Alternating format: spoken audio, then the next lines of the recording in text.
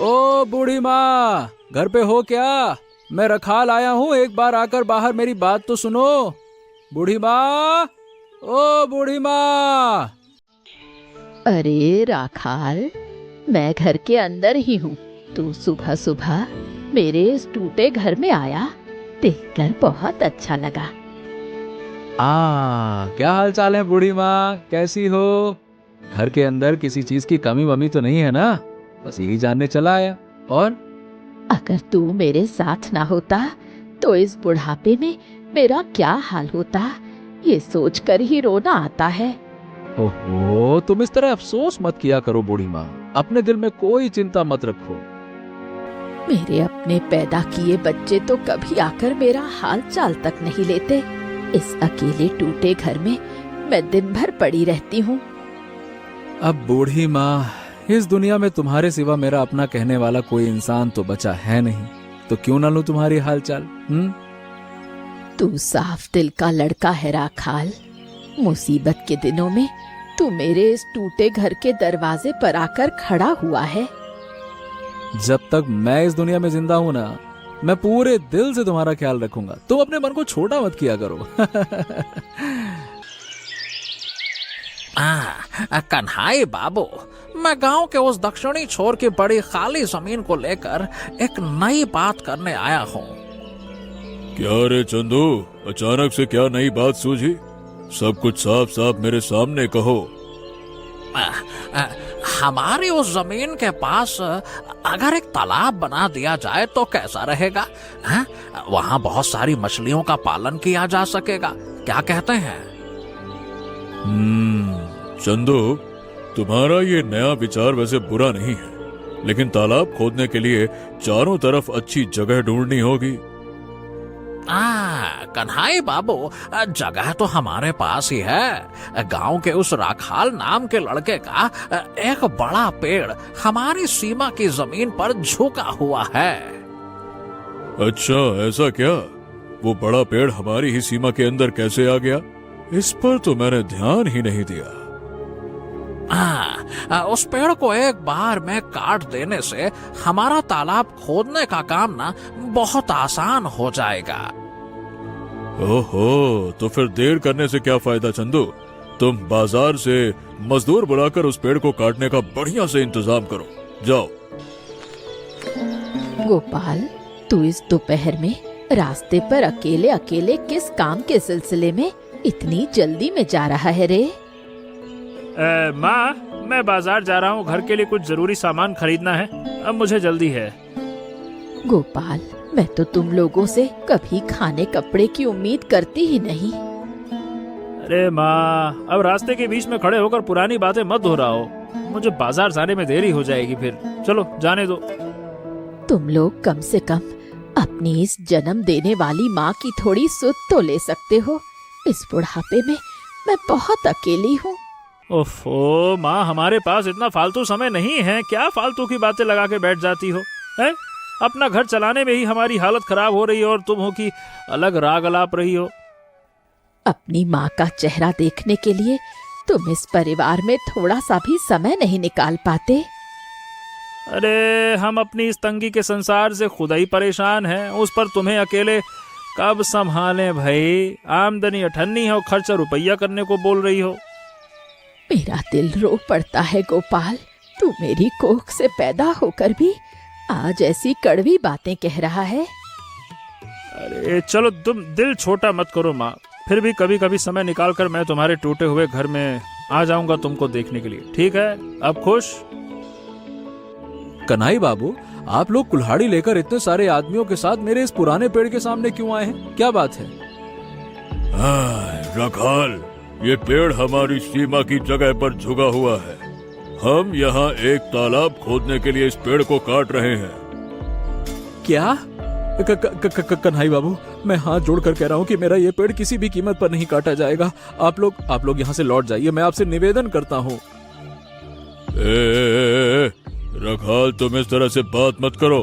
पेड़ को हमें शांति से काटने दो, हमें गुस्सा मत दिलाओ। इसके बदले मैं तुम्हें अच्छे पैसे भी दे दूंगा, समझे? ओ कन्हाई बाबू, मुझे ऐसे लालच के पैसों की कोई जरूरत नहीं है। ये पेड़ मेरा पुराना पेड़ है, इससे मेरी जिंदगी की कई सारी यादें जुड़ी हुई हैं और आप चल दिए इसको काटने हैं। ये पेड़ नहीं, मेरी यादें हैं। रखाल, तुम एक मामूली से पेड़ के लिए इतनी जिद मत करो। तालाब हमारे गांव के लिए बहुत जरूरी है। हाँ तो कुछ भी हो जाए, मैं भी ये पेड़ किसी हाल में कटने नहीं दूंगा कन्हई बाबू। आप लोग अब एक पल भी यहाँ खड़े रहकर अपना समय बर्बाद मत करिए और मेरा भी। चलिए रास्ता नापिए अपना, बहुत हो गया प्यार से बातें। तेरा ये घमंड बिल्कुल अच्छा नहीं है रखाल। आज मैंने तुम्हें कुछ नहीं कहा, लेकिन इसका मतलब ये नहीं है कि आगे भी कुछ नहीं कहूंगा। अभी तो मैं जा रहा हूँ, चलो। दीदी, अरे ओ दीदी, ओ बुढ़िया दीदी, घर पे हो क्या? एक बार बाहर आकर मेरी बात सुनो। जरूरत पड़ने पर तुम्हारे इस दरवाजे पर आया हूँ। कहाँ हो? सुनो। कन्हई बाबू, तुम इस ढलती शाम को अचानक मुझ जैसी गरीब के घर क्यों आए हो? कोई परेशानी हुई है क्या? दीदी, वो राखाल लड़का तो तुम्हारी बात मानता है ना, वो तुम्हारी हर बात सुनता है, तुम थोड़ा उसे समझाओ। कन्हई बाबू, राखाल को मैं किस बात पर समझाऊं? पहले ये तो साफ साफ बताओ। दीदी, राखाल से कहो कि वो हमें वो बड़ा पेड़ काटने दे। पेड़ काटने पर तुम्हें और राखाल को मैं अच्छे खासे पैसे भी तो दूंगा। कन्हई बाबू, उसे पैसों का लालच देकर कोई फायदा नहीं है। राखाल उस पेड़ को अपनी जान से भी ज्यादा प्यार करता है। दीदी, ये तालाब हमारे लिए बहुत जरूरी है। पेड़ काटने से तुम दोनों का ही तो बहुत बड़ा फायदा होगा। कन्हई बाबू, मैं खुद तुम्हें मना कर रही हूँ। हम इस पेड़ को पैसे के लालच में आकर नहीं बेचेंगे। दीदी, जब तुमने भी राखाल की तरह कड़े शब्दों में मना कर दिया तो मैं अब ठीक है, कोई बात नहीं कहूंगा। कन्हई बाबू, वो बुढ़िया और रखाल दोनों मिलकर हमारे तालाब खोदने के काम में रुकावट बन गए हैं। अरे चंदू, दोनों ने एक सुर में पेड़ काटने से मना कर दिया। अब इस हालत में हम क्या कर सकते हैं बताओ? कन्हई बाबू, आप चिंता मत कीजिए। आप इजाजत दें तो मैं आधी रात को आदमी ले जाकर जबरन पेड़ काट दूंगा। हाँ। चंदू, तुम ऐसी बात अपने मुंह में लाना भी मत। किसी की चीज पर जबरदस्ती कब्जा करना बिल्कुल ठीक बात नहीं होती है। कन्हई बाबू, वो लोग हमारी सीमा पर अपना हक जता रहे हैं। अगर आप उन्हें ऐसे ही छोड़ देंगे तो गांव में आपका सम्मान नहीं रहेगा। चंदू, उनका पेड़ काटना सही नहीं है। उस पेड़ के बारे में मैं अब और कोई बात या झगड़ा नहीं सुनना चाहता।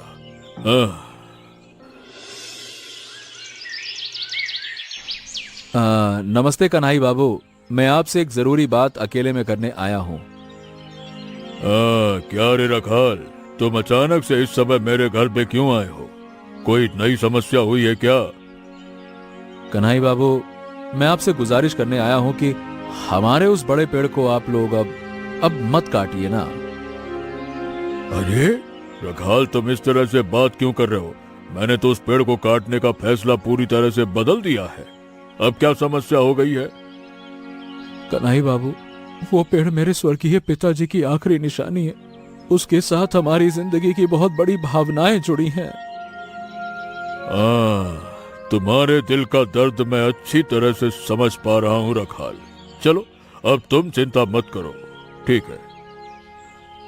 कन्हई बाबू, आपकी इस दरिया दिली को मैं अपनी जिंदगी के आखिरी दिन तक याद रखूंगा। राखाल, तुम एक अच्छे और बहुत मेहनती इंसान हो। मैं अपनी खुशी से तुम्हें कुछ पैसे दे रहा हूँ, तुम इसे रख लो।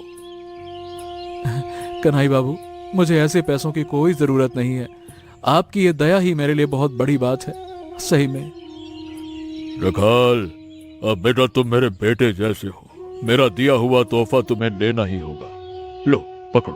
अरे, तुम्हारे किसी भी बुरे वक्त में ये पैसे काम आएंगे। रखो रखो। राखाल रे, चारों तरफ का पानी घर के अंदर मिट्टी के फर्श तक आ गया है रे। इस बाढ़ में अब मैं कहाँ जाऊं?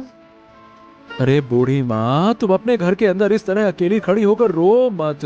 मैं ये बेड़ा लेकर तुम्हारे लिए तो आया हूँ। राखाल, मेरे इस घर का सारा सामान तो बाढ़ के पानी में बहकर बर्बाद हो गया रे। अरे तुम उन टूटी हुई चीजों का मोह छोड़ो बूढ़ी माँ, तुम अपना हाथ बढ़ाकर मेरे इस बेड़े पर आ जाओ। चलो लाओ, आओ आओ आओ।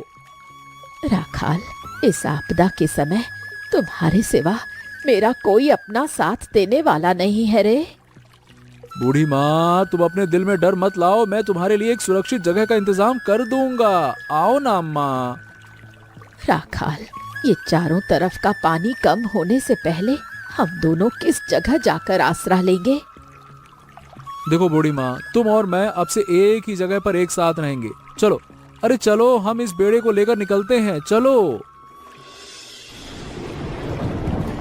राखाल रे, तूने इस पेड़ के ऊपर इतना सुंदर घर कैसे बनाया, ये सोचकर भी हैरान हूँ। बूढ़ी माँ, इस आपदा की रात में चारों तरफ की बाढ़ से बचने के लिए इससे सुरक्षित और कोई जगह हमारे रास्ते में नहीं थी। राखाल, तेरी ये समझदारी देखकर मेरा दिल आज खुश हो गया रे। तूने बहुत बड़ा उपकार किया है। हाँ देखो बूढ़ी माँ, तुम अब नीचे गांव की तरफ देखो। गांव के सभी लोगों के घरों के अंदर कैसे पानी घुस गया है, देखो। हाँ रे राखाल, कोई भी अब अपने घर से बाहर नहीं निकल पा रहा है। सबके घरों में अब खाने की भारी कमी है। बूढ़ी माँ, इस मुसीबत के दिनों में गांव के इतने सारे लोग भूखे रहकर कष्ट पाएंगे, ये तो किसी तरह बर्दाश्त नहीं किया जा सकता। राखाल, हमारी तो इतनी हैसियत नहीं। इस हालात में हम दोनों मिलकर गांव के लोगों के लिए क्या ही कर सकते हैं, बताओ। बूढ़ी माँ, कन्हई बाबू ने मुझे कुछ अच्छे पैसे दिए थे। चलो, हम दोनों मिलकर उन पैसों से बड़े बाजार चलते हैं। राखाल, तूने बिल्कुल सही बात कही है रे। हम बाजार से सस्ता चावल दाल खरीद कर लाएंगे और अपने इस पेड़ के घर में खाना बनाकर सबको खिलाएंगे। गोपाल, तू इस आपदा के दिनों में बाजार के रास्ते पर अकेला क्या कर रहा है रे? तेरे घर परिवार का क्या हाल है, मुझे थोड़ा बता तो। माँ, हमारे घर के हालात अच्छे नहीं हैं। इस लगातार होती बारिश के दिनों में कितने दिनों से हम अपने घर में बैठकर सिर्फ थोड़ा सा नमक और सफेद चावल खाकर दिन काट रहे हैं।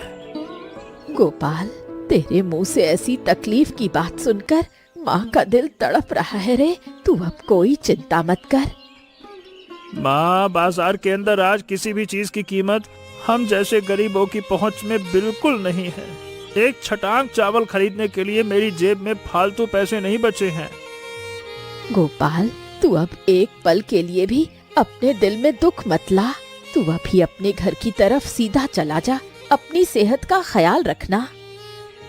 अरे अरे माँ, तुम लोग इस भारी जूट के थैले में इतना सारा नया सामान खरीद के कहाँ से ला रहे हो? गजब है भाई, तुम जैसे गरीब लोगों के पास इतने सारे पैसे कहाँ से आ गए?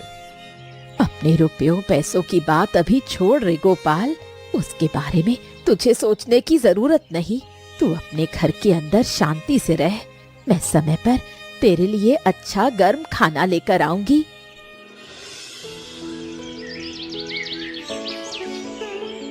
भैया भैया, तुम एक पल की भी देरी किए बिना अपने घर से बाहर आ जाओ। बूढ़ी माँ ने तुम्हारे लिए इस ताजे केले के पत्ते पर गरम गरम लूची और स्वादिष्ट मटन भेजा है।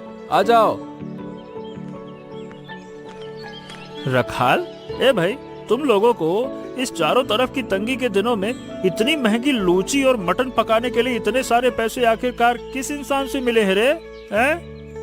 भैया, अमीर कन्हई बाबू ने हमारी इस मुसीबत के दिनों में अच्छी खासी मदद की है पैसे देकर। इसी वजह से हम गांव के सभी जरूरतमंद लोगों को भरपेट खाना खिला पा रहे हैं। गोपाल रे, तू अब बाहर खड़ा न रहकर इस गर्म और पौष्टिक खाने को अपने घर के अंदर सावित्री के पास ले जा। बहू को बहुत खुशी होगी। माँ, मैं तुम्हारे इस ममतामयी चेहरे की तरफ आज शर्म के मारे देख नहीं पा रहा हूँ। मेरे अपने दिल में बहुत पछतावा और शर्म महसूस हो रही है रे माँ। देखो भैया, तुम अपनी इस जन्म देने वाली माँ को मुसीबत के दिनों में थोड़ा भी नहीं देखते।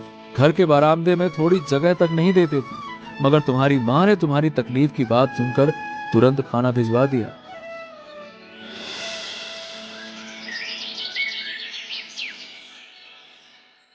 गोपाल, आज मुझे बहुत ग्लानि और शर्म महसूस हो रही है। हमने अपने इस परिवार में जन्म देने वाली माँ के साथ इतनी बड़ी भूल कैसे कर दी, बताइए। सावित्री, तुमने बिल्कुल सच और सही बात कही है। मेरी अपनी जन्म देने वाली माँ रास्ते के उस पेड़ के ऊपर बने छोटे घर में कष्ट उठाकर इस आपदा के दिन काट रही है। गोपाल, हमने अपनी इस तंगी का बहाना बनाकर उन्हें एक दिन के लिए भी अपने घर के अंदर थोड़ी सी शरण नहीं दी। हम पापी हैं।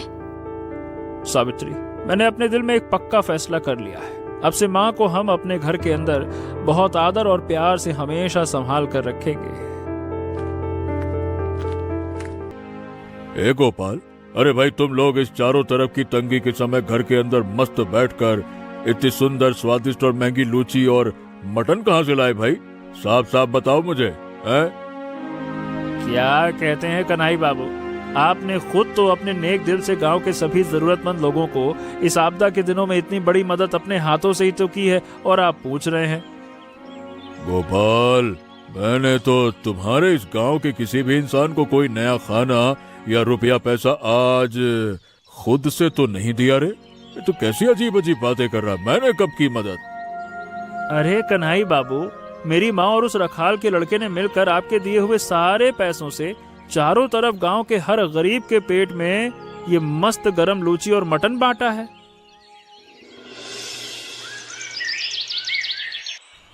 रखाल, अरे भाई तुम घर के अंदर हो क्या रे? एक बार नीचे आंगन की तरफ देखो, मैं कन्हई बाबू तुम्हारे इस दरवाजे पर आया हूँ। रखाल। अरे कन्हई बाबू, आप इस आपदा के दिनों में इतनी दूर पैदल चलकर मेरे इस पेड़ के नीचे कष्ट उठाकर क्यों आए हैं? कोई जरूरी काम है क्या? रखाल, तुम लोगों ने इस पेड़ के ऊपर इतना सुंदर घर बनाया है, वाह, इसे देखकर मेरी आंखें तृप्त हो गई हैं। कन्हई बाबू सुनिए, अब आप एक पल भी नीचे खड़े ना रहकर इस सीढ़ी के सहारे हमारे इस छोटे से घर के अंदर चले आइए। यहीं बैठकर बातें होंगी। आइए आइए। कन्हई बाबू, तुम हमारे इस छोटे घर के अंदर आए, देखकर बहुत खुशी हुई। दीदी, तुम लोगों ने इस आपदा के दिनों में गांव के सभी जरूरतमंद लोगों के घरों में इतना सुंदर गर्म खाना बांटा है, यही सुनने और देखने आया हूँ। कन्हई बाबू, तुमने अपने नेक दिल से राखाल की जो मदद की थी, हमने तो बस उसी पैसे को अच्छे काम में लगाया है।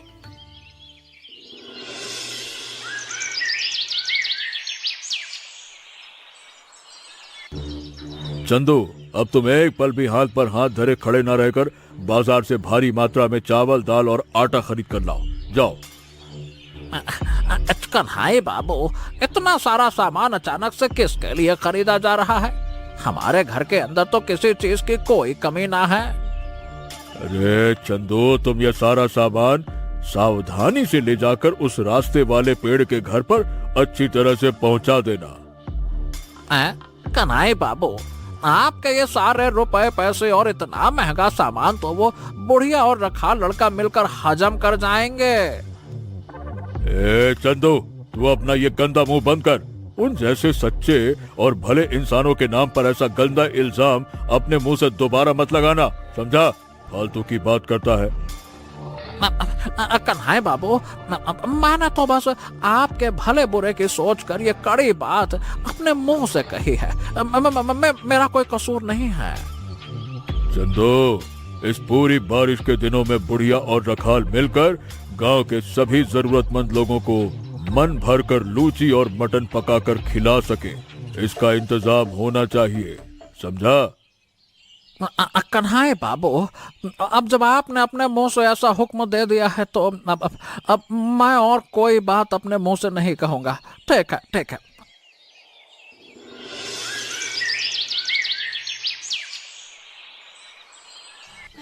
दीदी, मैंने चंदू के हाथ तुम्हारे इस छोटे से घर के अंदर और भी बहुत सारा नया राशन और जरूरी सामान भिजवा दिया है। कोई कमी नहीं होगी, चिंता मत करना। कन्हई बाबू, तुमने हमारे इस छोटे घर के लिए इतने सारे तोहफे भेजे हैं, देखकर दिल में बहुत खुशी हो रही है रे। तुम्हारा बहुत भला हो। दीदी, मैं तुम्हें एक बड़ा आदेश दे रहा हूँ। इस पूरी बारिश के दिनों में तुम दोनों मिलकर गांव के सभी लोगों को भरपेट गर्म खाना खिलाओगे। कन्हई बाबू, आपके इस नए काम की वजह से गांव का कोई भी इंसान अब इस आपदा के दिनों में एक वक्त भी भूखा नहीं रहेगा। रखाल, तुम लोग जो इतना बड़ा निस्वार्थ काम पूरे दिल से कर रहे हो ना, उसके लिए मेरे दिल में बहुत गर्व महसूस हो रहा है। तुम मेरे बहुत अच्छे बेटे हो। कन्हई बाबू, तुम्हारे इस उपकार को हम अपनी जिंदगी के आखिरी दिन तक अच्छी तरह याद रखेंगे। तुम दीर्घायु हो। कन्हई बाबू, आपकी इस महानता के सामने खड़े होकर मैं सिर झुकाकर अपने दिल की गहराइयों से आभार जताता हूँ। आपकी दया नहीं भूलूंगा। धन्यवाद।